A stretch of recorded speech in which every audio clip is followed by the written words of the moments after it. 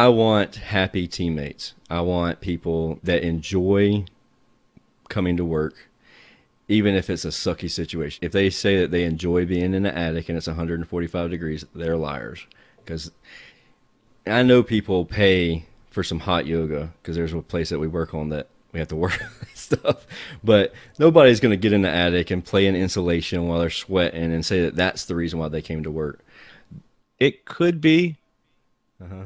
No, it could. Zach, he knows what's coming. He knows what I'm getting ready to say. A spray foamed house, fully finished flooring. This is going to be brilliant, no doubt. Okay. So let's let Ralph finish. Okay, I'm ready. I'm ready for this. It could be. They may really enjoy it because that may be, as far as their knowledge base lets them go. Mm-hmm. And there's absolutely nothing wrong with that. Yeah. If somebody comes into me and applies for the job and says, hey, look, I'm not a service tech, I'm just an installer, I get offended because you're not just an installer. You generate a ton of revenue for the company. You're far, far more than just anything in the company. If you are just an installer, but you have the best personality, you may be selling things then you don't even realize it because that customer may be sold to your company for the rest of their life, and it's all because of you. And when you did that install, and they might have 2 other vacation houses, they may own 45 rental properties in town, and they only will use your company. They may want a new duct system. They may, all this other stuff, and they would have never purchased it from your company had you not been the person that they interacted with and enjoyed their time with. They may enjoy being an installer during the mild times, but when it's 145 degrees in there and you quit sweating, your body's just at that point. It's tough to say that I enjoy this job. You got insulation stuck to you and everything else. But if they enjoy working with a team, then it's a lot easier for them to say, look, man, that job really sucked, but I do enjoy my job. Going back just a few sentences there, when you're talking about that person may have bought the next system from you, yeah, because of that installer, mm-hmm. and he develops a lot of relationships like that, yeah, and then he leaves you, and he takes those people with them. Why'd he leave though? Maybe he decided, well, I'm going to start my own. The thing about it is, if you know ahead of times, if you've had that conversation, it's a hard conversation to have the first time you have it. The first time I had that conversation with somebody and they were like, hey, look, I want to be a business owner, because that is a question that I ask. And I don't want the status quo answers whenever I ask the question, because if you do give me just the generic answer, I'm going to keep asking you until you give me a real answer. I want to know what your 5-year goal is. I want to know what your 1-year goal is. And I want to know what your 10-year goal is. When I ask you what your 10-year goal is or what your long-term life goal is, personal and business, and you say, hey, I think I want to eventually own a business, at that point, if you're an employee already, if you're a part of our team, then I have to change direction on where I'm coaching you. I'm going to coach you in the direction of, okay, I'm going to inform you on a lot of things that you wouldn't necessarily know about being a business owner. Are you sure you're still interested in it? And at that point, like I had the one guy that went to train, he was originally talking, he was like, look, I either want to go be a TM or I want to own a business. I don't want to be kind of middle management. I'm not interested in being a service manager, install manager, or GM or anything like that. I said, okay, cool.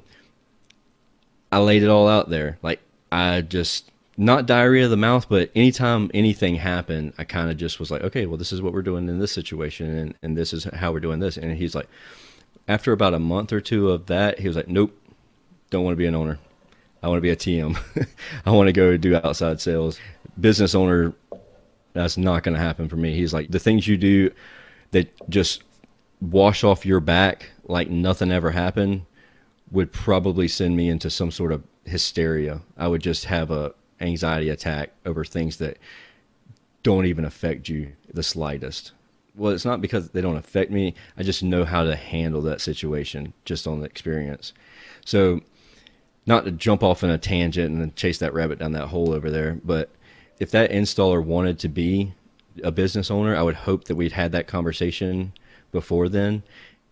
If he has that much of a personality, that he would take my customer, not that he would maliciously take my customer, but the customer would go with him.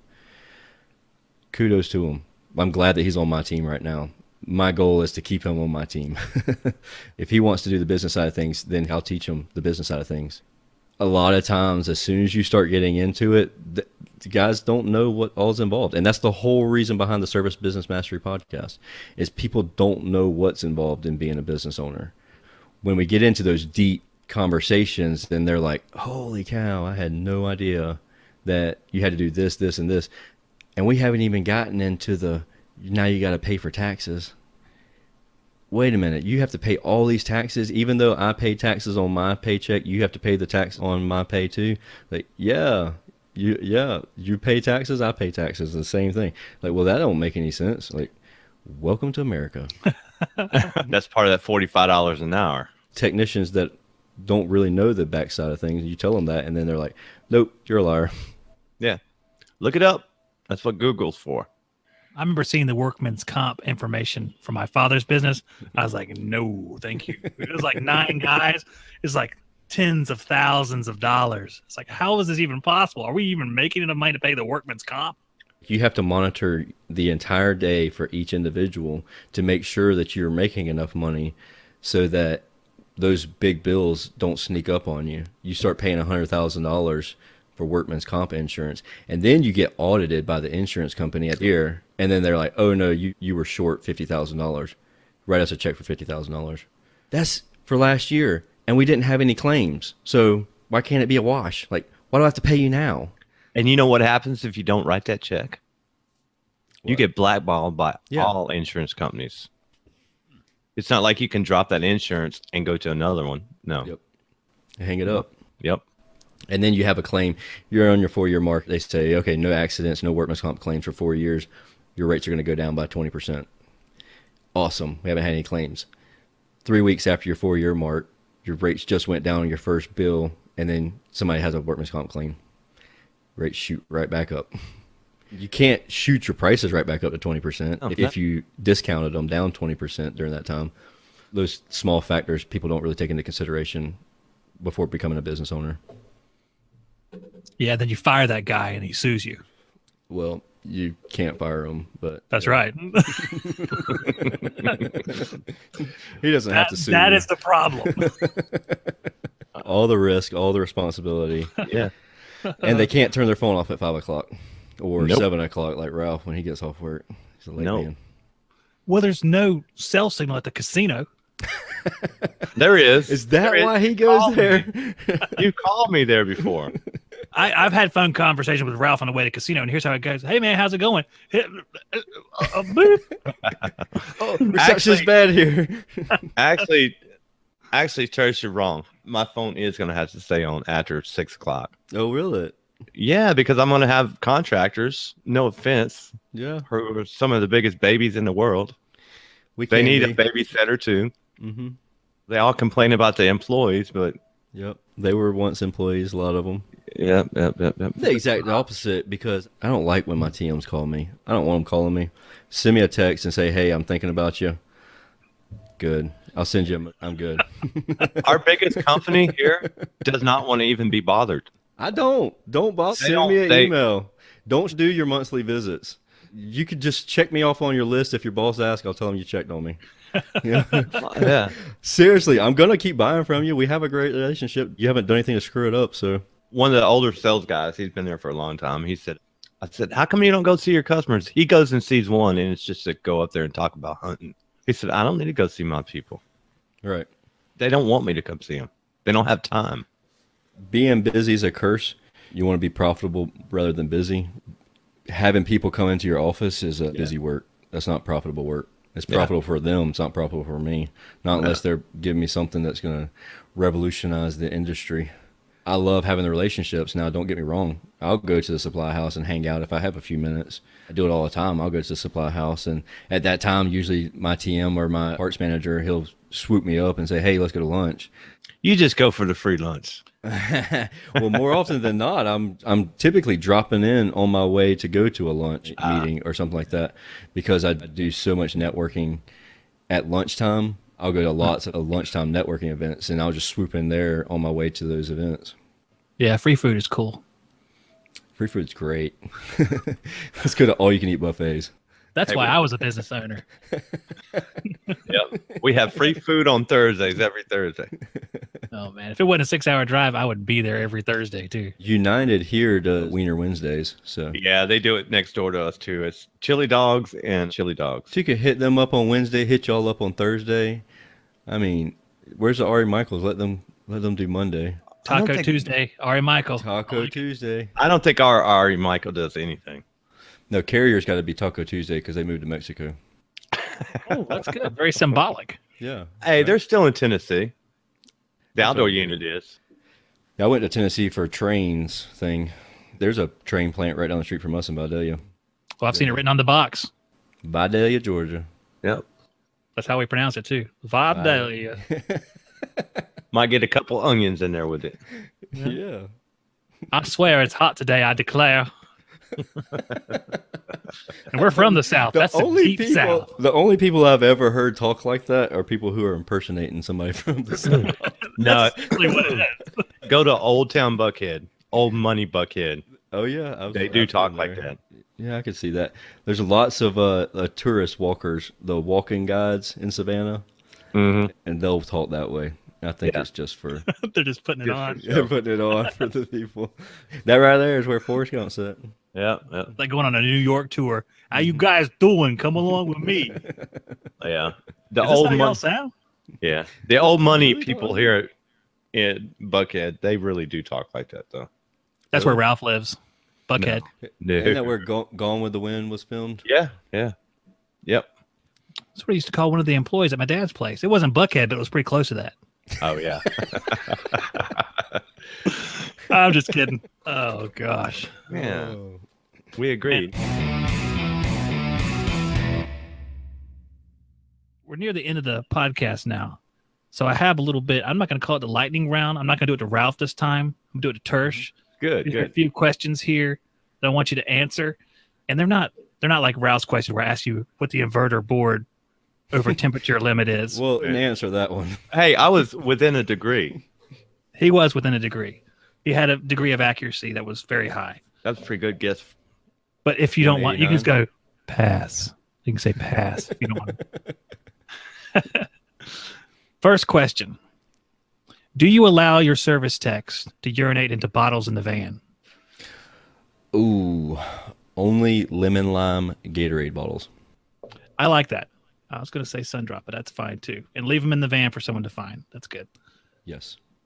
On that same note, this is a serious question though. Do you actually drug test your employees? Yes, we do. And background check. Has anybody ever won? We had someone quit Right after the test results? prior to the test results. I had someone freak out because they hit a pole to the side of a truck. Oh, yeah. And they're like, oh man, calling around looking for a job. Let me ask you a question on that, Tersh. You do your video interview. They stand out in the application, the video part of it. They have a great interview. Uh-huh. You have a strong feeling that this guy is going to be one of the best guys you've ever hired.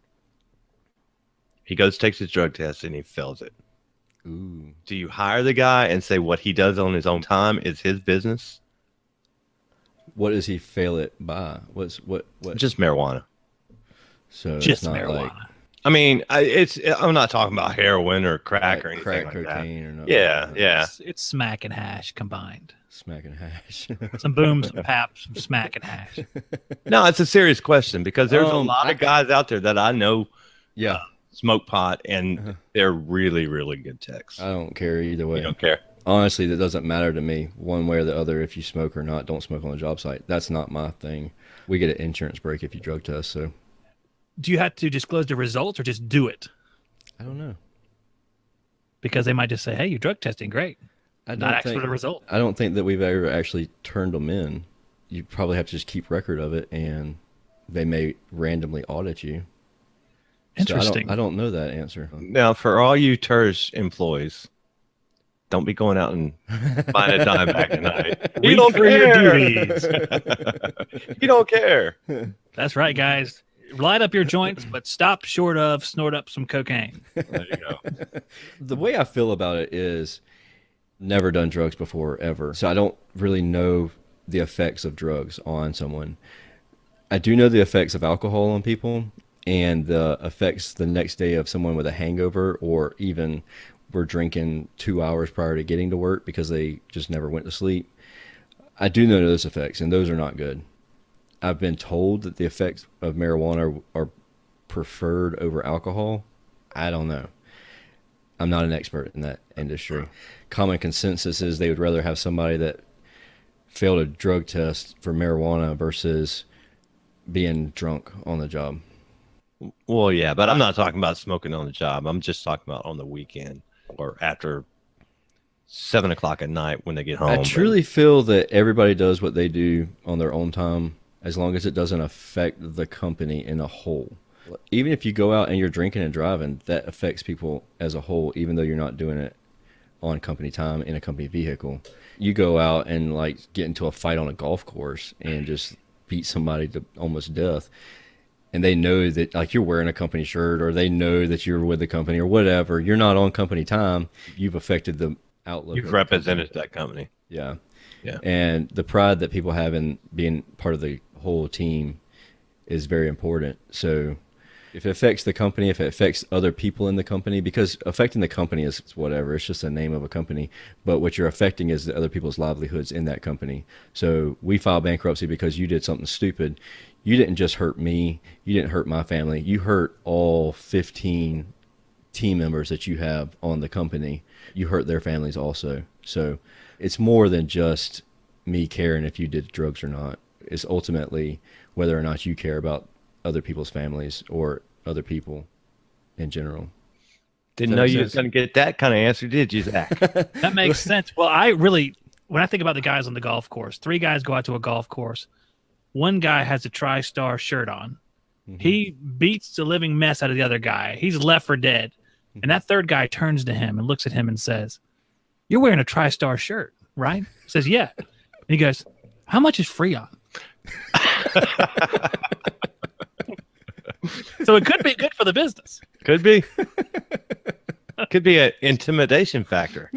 Are you really going to tell that guy you're not going to buy from him right then and right there? You're going to agree to a maintenance contract if he brings it up. He's holding that golf club in his hand. He says, "How many maintenance agreements did you need?" All of exactly them. Right.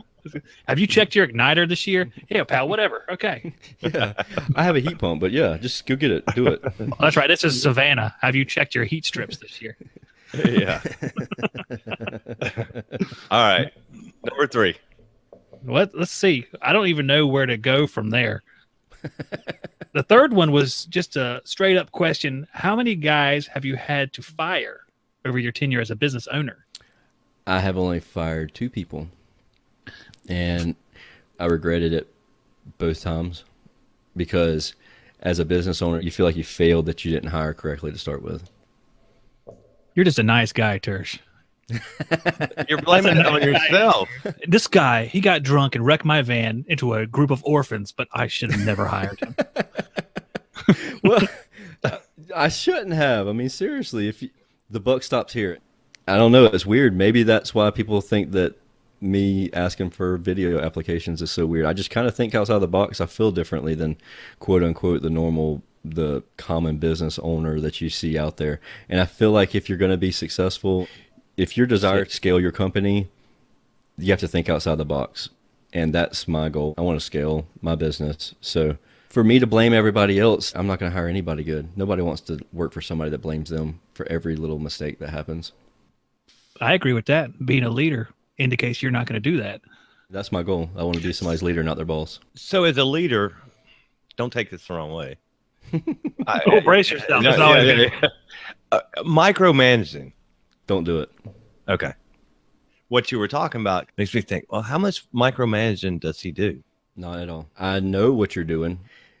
Definitely not somebody that like looks over your shoulder everything you do, makes you wear Google glasses so that I can see every move that you're making throughout the day or anything like that. But I'd use metrics. I'm one of those guys that I look at the metrics every day. I have a policy in place that at 10 o'clock every day I know everything that happened the day before. Usually it's more like 7:30 in the morning I know what happened the day before, but 10 o'clock is my deadline. I give you a lot of freedom. Probably a downfall and a plus for my company is that you get a lot of freedom. What you do with your freedom is either your kiss of death or it's the best place you've ever worked. There's some guys that have told me that, hey, look, because I have so much freedom, I have less initiative to do this, this, and this. So then I have to work on that policy. I have to fine tune it to make sure that there's no room to be taken advantage of. Somebody that wants to take advantage of it will take advantage of it, though. When you say you give a lot of freedom, does that mean when they come in the morning, you hand them a stack of invoices and say, go do it? They don't come into the office. We'll have our meetings, but other than that, they'll come into the office every now and then, like maybe to restock a van, to turn in cash if they accepted cash on a job. They'll come into the office, but for the most part, they're dispatched straight to their first call, and then throughout the day, they do their thing all day long. Their numbers are monitored. If they have an area that they're struggling, we work together. We coach on it. If they have an area that they're really, really good at, then I try to convince them to help coach other guys to do the same, to improve in that area.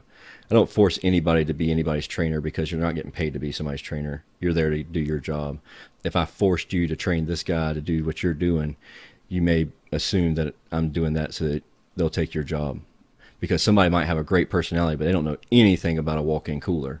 And then I get this other guy that doesn't want to talk to anybody, and he's awesome with the walk-in cooler, but I'm making him train the guy with the perfect personality. Then this other guy that's really good with the walk-in cooler but no personality may assume that I'm doing this to replace him. So if the guy doesn't want to train him, I'm not going to force him to train him. That's not okay, in my opinion.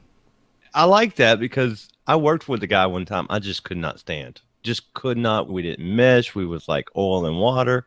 It was terrible. I'm sitting right here. I know. And you know what my boss told me? What's that? He said, I'm not asking you to marry him. I'm just asking you to work with him. I've heard that a lot. Or you don't have to be friends. You just have to work together. You don't have to go to cookouts together. Just work together. That's not my goal. There's so many people out there. Like, it is true. Our industry is dying. We don't have great service techs. But why don't we have great service techs? Is it because of great leaders that just can't have a really crappy source of employees? Or is it because there's super crappy employers trying to pick out of a group of people who are pretty good, but then they run them off because they're making them do something they don't want to do or they don't feel comfortable doing? Maybe that guy is the best trainer in the world, but he's just not comfortable with it because of this one hang up he has. But you never had that conversation with him, and you pushed him to train even though you didn't, and now he hates training. You just wasted the entire potential of that guy because you forced him to do something he didn't want to do. This guy's a smart guy. That's a little deep, but Wow. I didn't mean to go that deep on it, but That belongs on page 14 of Leaves of Grass. Well, I guess I did read a book. That's just how I think every day. I'm not perfect by any means, don't get me wrong. Whenever I'm talking to guys, it blows me away when I listen to other owners and stuff, and they're just, man, I made them do this, and can you believe they did this, and all this other stuff. And I was like, there weren't any signs that was coming. Like, what do you mean? Like, well, did you ever talk to them? Did y'all ever have a cookout? Well, they don't have to go enjoy each other's company. They just have to work together. Like, okay, well, problem solved. You need to fix yourself. Wow, Ralph. Silence on this end. Crickets. There's sounds. I got more questions. You got to leave that short, dramatic pause I'm going to kill later with editing. Go ahead. No. I'm going to ask you a question that you asked before to Tom Jackson. Okay. Who is someone you consider a hero/idol? Personal or in the business? Because I asked them for both. I forgot that part. So what we'll do is business. I don't know. That's the incorrect answer, Tersh. I just take little bits of everything from everybody. I feel like our industry is really hurting for somebody, a new kind of quote unquote Ron Smith, a new leader. Like we have lots of guys who are really great technically, like Tom Jackson, like Jim Bergman, like Bill Spohn. I mean, they're just like full of so much knowledge. But whenever I was first starting out, I would probably say my TMs, I learned a lot of things not to do by looking at like owners of businesses. The tech support guy, whenever you call up Train, he did something really huge for me as a technician. You knew, as a technician, you knew that you had to call him with a certain amount of information. If you haven't hooked your gauges up, if you haven't measured your delta T, if you haven't measured your amp draws, your voltages, and you've called him to basically for him to diagnose it for you, he'll hang up on you. That really stuck with me as a service tech, and I wasn't ever afraid to call him. Lots of guys were terrified to call this guy, and I don't know why, but we just clicked. We meshed well together.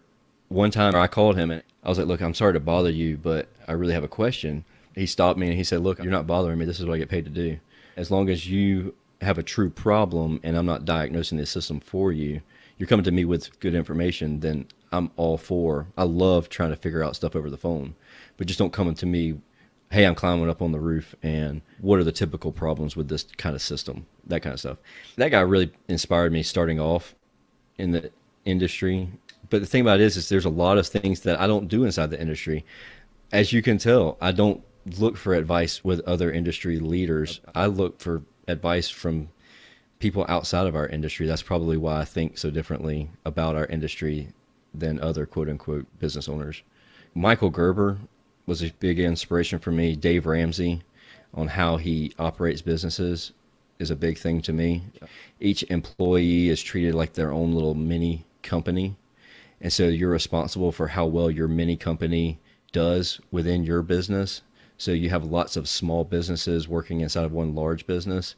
And if you can have that kind of mentality, it helps you to be able to relinquish the micromanaging aspect of the whole business, and each person manages themselves. I mean, obviously they still have to be managed, but they take more responsibility for their own actions versus blaming the dispatcher because this went wrong on a service call. And they say, well, look, I could have communicated better with the dispatcher, and I'll work to do that in the future. That's a really good way to look at that. I've never really thought of it that way, but that's a really smart way to make your business be more efficient. And I guess have more responsibility on each level.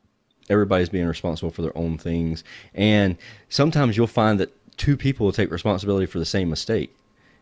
Rather than both people pointing to the other person, they both take responsibility, not even being in the same room during the same conversation. And when that happens, then you kind of have arrived. That's whenever you're like, okay, we're doing something good here. I'm so proud of you guys. That makes two straight guests that have cited Dave Ramsey as well. So I guess that's another book we're going to have to read. What book did they say from Dave Ramsey? He didn't actually mention a book. This is Lex Vance, but he mentioned reading about Dave Ramsey or his plans when he was saving money. And Lex was on a maintenance man's salary. I don't know if you listened to the podcast or not, but he saved 30 grand one year on a maintenance man's salary, which is not excessive. But the amount he saved was. So it was very impressive. He left out the part where he was selling TVs from evicted units. That's true. That's true. I listened to Entree Leadership by Dave Ramsey. The host on Entree Leadership, he's a really good host. I listen to their podcast a lot. I listened to Tim Ferriss. He had a 4-hour work week, and it teaches you just how to be more efficient with the time that you have, building a story brand. How to brand yourself and brand your company properly. So just 2 books, not that that has anything to do with the question you asked, but I was going to ask about your books. And it's funny how people look at different things, because when I look at your shelf, I was like, oh, look at all the DVDs. Oh, man. How am I even alive to this point? I don't know. Those are all books. There's a refrigeration and air conditioning technology book. And the EPA test book is there sideways. Just so you guys know, he's holding up a QuickBooks for Dummy reference guide. That looks like it's... Hey, I was looking at all the trying to see if you highlighted anything in those books. Oh, no. No. I mess up his books. Look at them pages. They're crisp, man. I know. Yeah, but from here it just looks like little covers of DVDs or Books on tape. yeah, books on tape. Or something. Oh, good. Someone else sees it. Good. Yeah. We have 2 degenerates and 1 business person.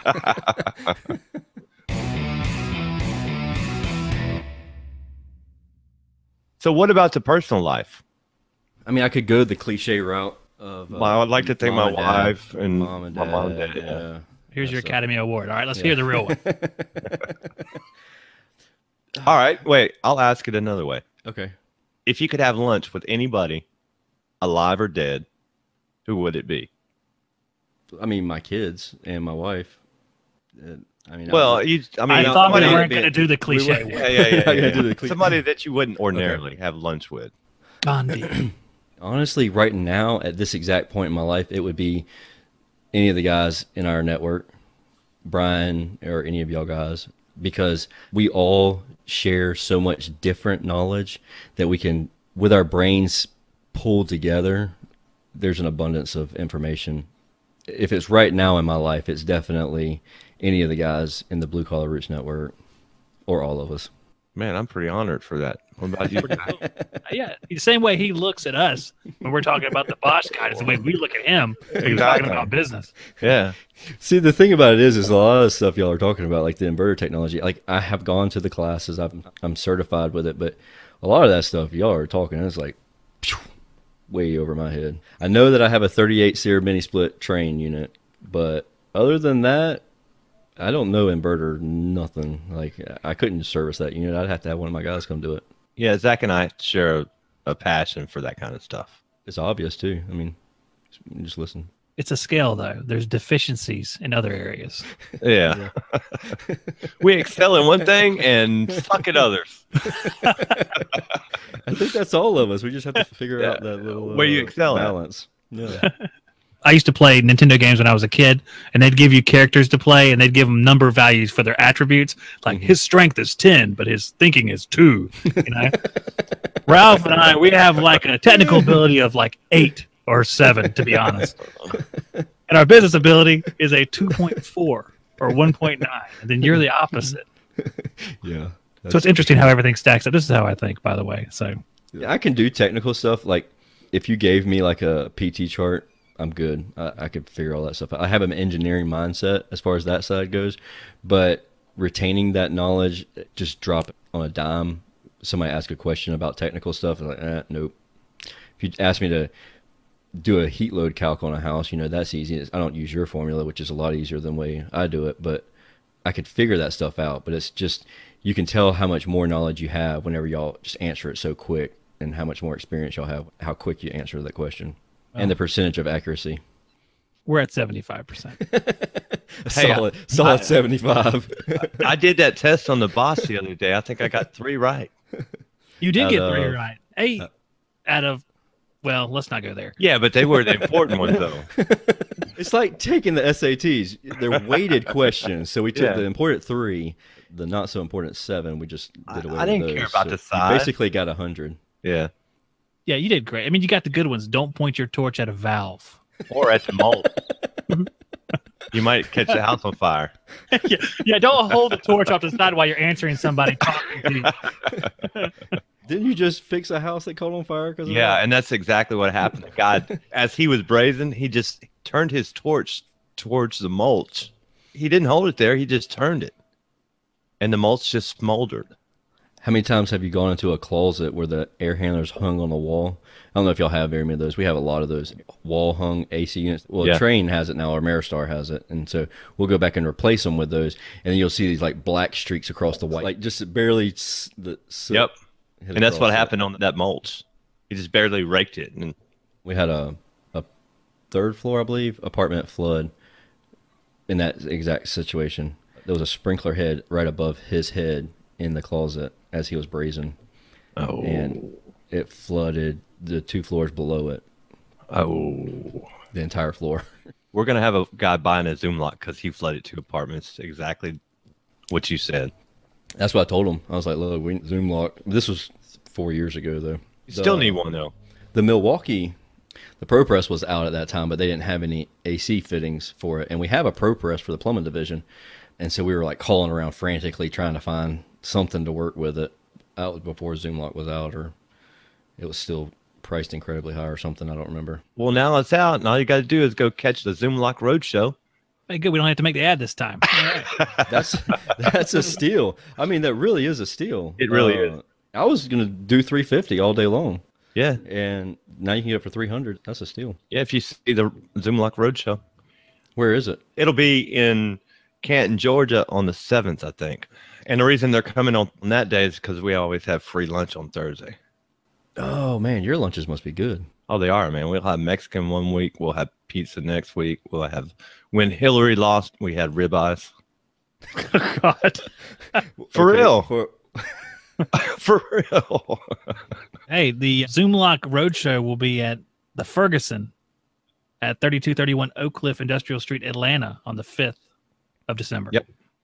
Nothing for Savannah on here, but some of the ones aren't listed, I don't think. Blah. Yeah, they're not listed yet. Surprise ZoomLock Roadshow visit. Great. Let's not tell them we're coming. I'm sure it'll be a large crowd. People just waiting. We were just hoping you'd arrive. We can find out for you, though. If they're going to Florida and they have to come from Atlanta, they'll go down 16 to hit 95. So we'll just hit a roadblock so they can't go to Florida. There you go. I like that answer. Yeah. ZoomLock Roadshow brought down by spike strips from TriStar Heating and Air. We'll fix those tires for free ZoomLock. That's one way to get one. There you go. There you go. Well, we've reached the end of the show. Ralph, do you want me to go through this, or do you want to just go ahead and do your thing? Tersh, I think this is probably one of the longest interviews we've ever done. Would you agree, Zach? Tersh would say it just feels that way. No, I think Seems that way. we did a lot of cutting up, but we had a good time, though. Yeah, it was great. Yeah. Go ahead, Ralphie. Do your thing, man. Lead us out of here. What to say? All you got to say is bye, Tersh. Hey, Tersh, Wow. actually, I wanted to bring you in here because I have been enjoying the podcast that you've been doing.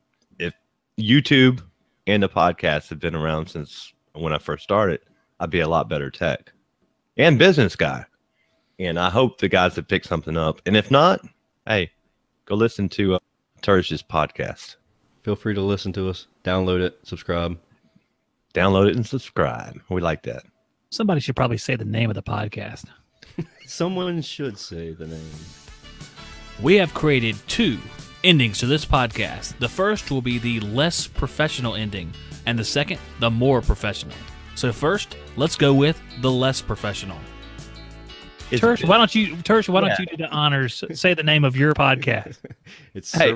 Service Business Mastery. Now you got to do it again because Ralph went, hey. Yeah. No, because I wanted to get it. So, And now for the slightly more professional version with Ralph Wolf. what is the name of your podcast, Tersh? How can people listen to it? It's Service Business Mastery. You can download it anywhere. Any of your app stores will have a podcast app. If you have an iPhone, then you have the little purple podcast app. If you're listening to this podcast, you obviously have heard podcasts before. So And no, I already know how to do it, don't they? I already know how to do it. So yeah, just search Service Business Mastery. It's a green icon and it says Tersh Blissett underneath it. Just click right on it, hit subscribe. If you like it, give us a review. We need some 5-star reviews. We always love those. Helps us in the rankings, in Google's rankings. Also, we have the Facebook group, Service Business Mastery Facebook. We have the page and the group. The groups are where people actually interact in there. So just click on that, ask to join, and we'll keep bouncing ideas off of each other. If anybody has any questions or anything and needs them answered personally, don't hesitate. You can email me, tersh@bluecollarroots.com, and I'll click right back to you. It comes straight to my phone, so I should be able to answer it in a timely manner. Even if I just tell you, hey, I'm going to be out of the office for a few weeks or a few days, I won't be able to get back to you, but I will. I promise. See, like me and Zach, we had no problem answering service questions. We're all on that. But the business stuff, we're all flat.